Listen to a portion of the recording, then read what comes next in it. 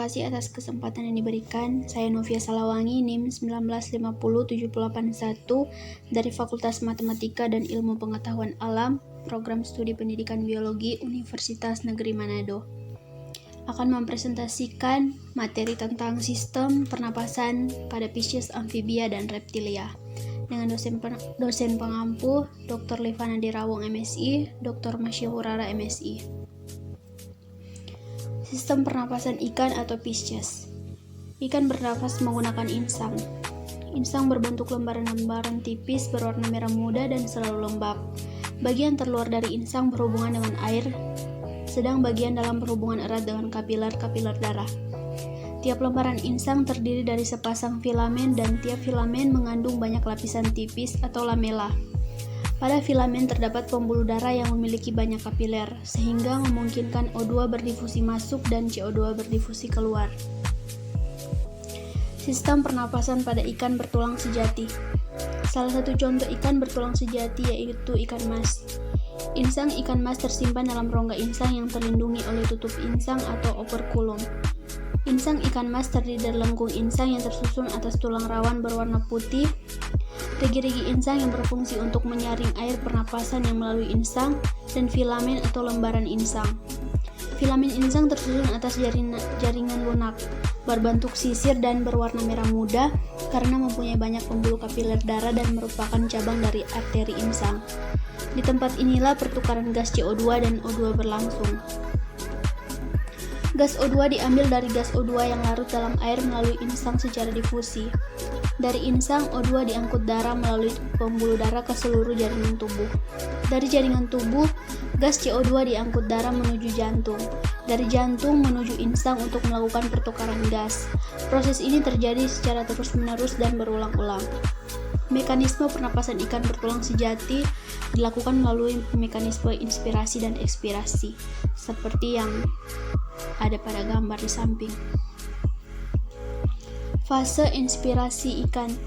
Gerakan tutup insang ke samping dan selapu tutup insang tetap menempel pada tubuh mengakibatkan rongga mulut bertambah besar. Sebaliknya, celah belakang insang tertutup. Akibatnya, tekanan udara dalam rongga mulut lebih kecil daripada tekanan udara luar. Celah mulut membuka sehingga terjadi aliran air ke dalam rongga mulut. Fase ekspirasi ikan. Setelah air masuk ke dalam rongga mulut, celah mulut menutup. Insang kembali ke kedudukan semula diikuti membukanya celah insang. Air dalam mulut mengalir melalui celah-celah insang dan menyentuh lembaran-lembaran insang. Pada tempat ini terjadi pertukaran udara pernapasan. Darah melepaskan CO2 ke dalam air dan mengikat O2 dari air. Pernapasan pada amfibi. Amfibi merupakan spesies hewan yang tergolong ke dalam vertebrata. Amfibi dapat hidup di dua alam yang berbeda menyesuaikan daur hidupnya yang disebut dengan metamorfosis.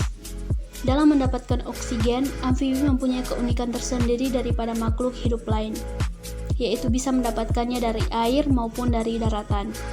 Perlu diketahui bahwa amfibi merupakan satu-satunya hewan bertulang belakang atau vertebrata yang mengalami proses pendewasaan metamorfosis.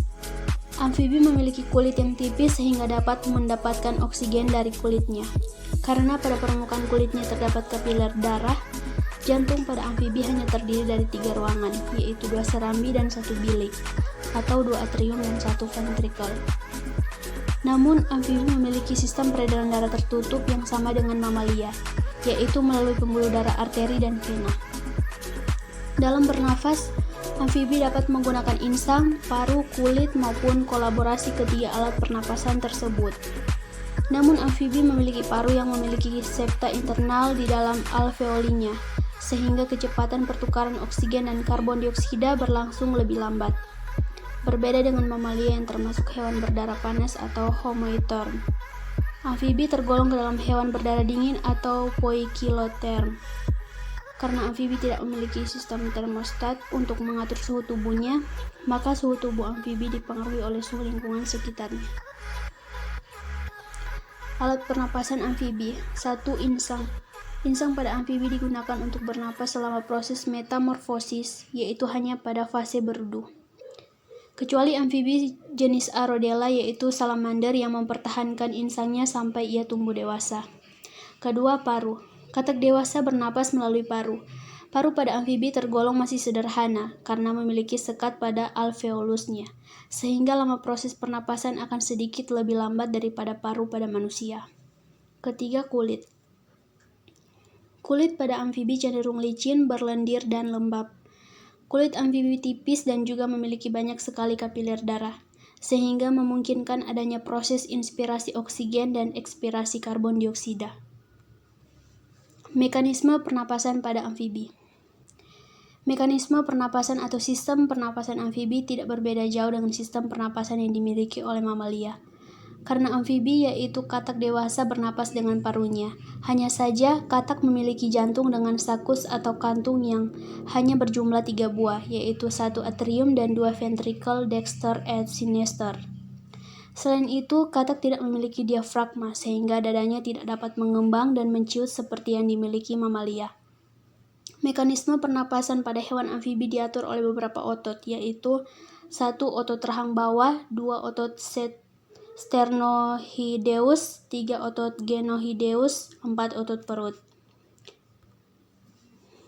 Sistem pernapasan reptilia.